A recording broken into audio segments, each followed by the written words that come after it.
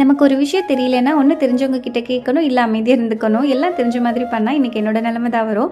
நான் சோளக்கருதில் சாப்பிட்ருக்கேன், தனியாக ஸ்வீட் கார்ன் சாப்பிட்ருக்கேன். பட் இது எல்லாமே ஒரே கார்ன் வெரைட்டி தானே இவ்வளோ நாளாக நான் நினச்சிட்டு இருந்தேன்.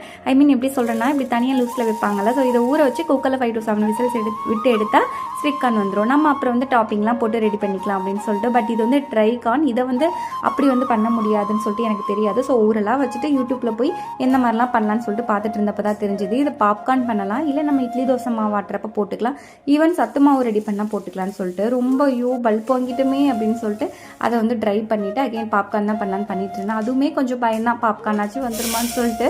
எப்படியோ பரவாயில்லைங்க, பாப்கார்ன் வந்துச்சு. பட் ஃபுல்லாலாம் அது வெடிக்கலை. நான் எதுவும் முன்னாடி அவசரப்பட்டுட்டு கேஸ் ஆஃப் பண்ணிட்டேன்னு எனக்கு தெரியல. சரி, வேஸ்ட் பண்ணுறதுக்கு பாதி பாப்கார்ன் ஆச்சு வந்துச்சேன்னு சொல்லிட்டு சந்தோஷப்பட வேண்டியது தான்.